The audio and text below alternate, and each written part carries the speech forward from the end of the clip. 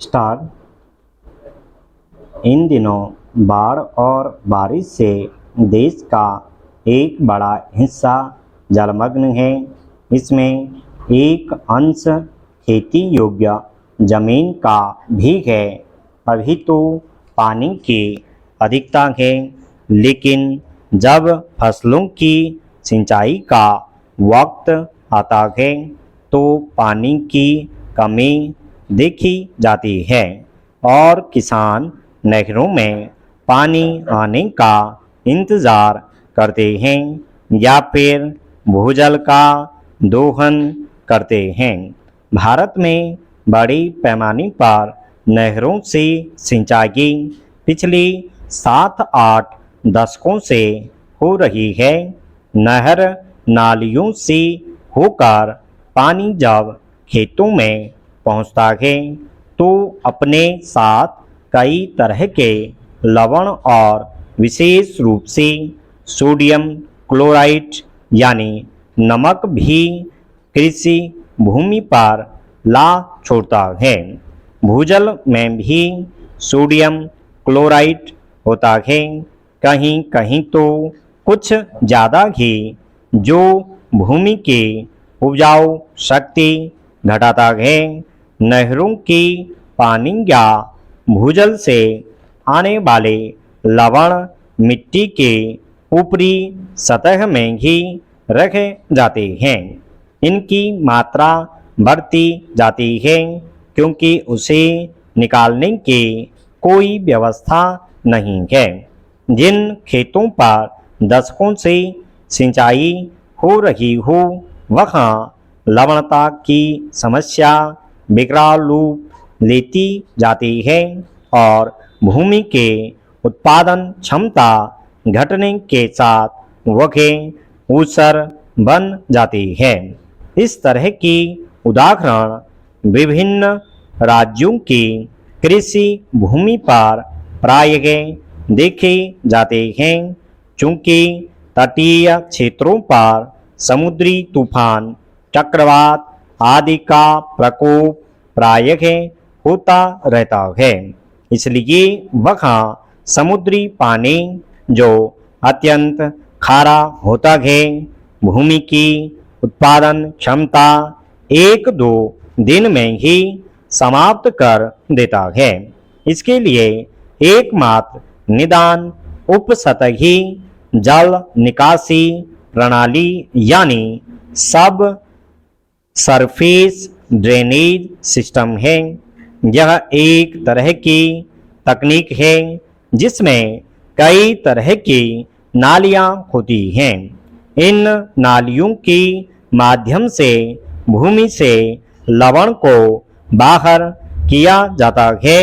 4 दशक पहले इस तकनीक के नेटवर्क को सिर्फ मजदूरों की मदद से स्थापित किया जाता था। आज उन्हें पूर्णतः मशीनों की मदद से तेज गति से स्थापित किया जाने लगा है। इस लवणीय भूजल का प्रयोग झींगा संवर्धन के उपयोग में लाया जा सकता है। कृषि वैज्ञानिकों तथा इंजीनियरों द्वारा विकसित उपसतही जल निकासी तकनीक लवणता से ग्रस्त भूमि अथवा खारी मिट्टी वाली उपजाऊ भूमि को 2-3 वर्ष में ही उपजाऊ बना देती है। बीते दशकों में नीदरलैंड की मदद से, हरियाणा और कनाडा की मदद से राजस्थान में इस तकनीक का प्रयोग कर दोनों राज्यों में 20 से 40 हजार हेक्टेयर लवणता ग्रस्त एवं जलभराव से प्रभावित भूमि को कृषि योग्य बनाया गया।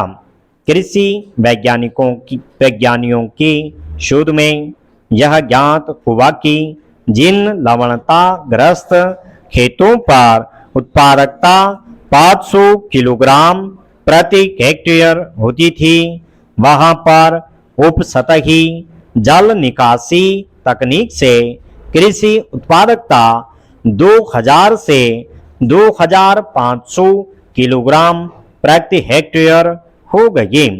विभिन्न अध्ययन बताते हैं कि भारत में लवणता और जल भराव से प्रभावित क्षेत्रफल करीब 80-90 लाख हेक्टेयर है और आने वाले समय में यदि सही कदम नहीं उठाई गई तो यह क्षमता और अधिक बढ़ सकता है। यदि कृषि योग्य भूमि सुधार हेतु इस तकनीक का उपयोग समय से न किया जा सका तो समस्या विकराल रूप ले सकती है। इससे खाद्यान्न उत्पादन घट सकता है। भारत विश्व के 2.4% भौगोलिक भूभाग एवं 4% जल संसाधन की मदद से अपनी अन्न संबंधी आवश्यकताएं पूरी कर रहा है। बढ़ती जनसंख्या और घटती हुई उपजाऊ भूमि कृषक समुदाय की वर्तमान पीढ़ी एवं भावी पीढ़ी को भी चिंतित किए हुए है। कृषि व्यवसाय से जुड़े सभी लोगों में असुरक्षा की भावना न रहे, इसके लिए सब सरफेस ड्रेनेज सिस्टम अपनाना आवश्यक है। इस मामले में वर्तमान सरकार द्वारा सृजित सहकारिता मंत्रालय की भूमिका बहुत प्रासंगिक और उपयुक्त होगी। मृदा लवणता से प्रभावित राज्यों जैसे गुजरात, महाराष्ट्र, कर्नाटक, तमिलनाडु, आंध्र प्रदेश, ओडिशा, उत्तर प्रदेश, हरियाणा, राजस्थान और पंजाब आदि में उपसतही जल निकासी तकनीक के प्रयोग से लाखों हेक्टेयर अनुपजाऊ भूमि की मिट्टी के स्वास्थ्य को सतत उपजाऊ बनाए रखा जा सकता है। वर्तमान सरकार कृषक समुदाय को आत्मनिर्भर करने के लिए प्रयत्नशील है। इससे सफलता के लिए कृषि योग्य भूमि को उपजाऊ बनाए रखना आवश्यक है। भूमि की उपजाऊ शक्ति बनाए रखने के लिए सिंचाई एवं जल निकासी तंत्र की अवसंरचना को 2015 से प्रधानमंत्री कृषि सिंचाई योजना ने बहुत सशक्त किया है, पर भूमि से लवण निकालने का अभ्यास बिल्कुल नहीं किया जा रहा है। स्पष्ट है कि भूमि सुधार को प्राथमिकता देना नितांत आवश्यक है।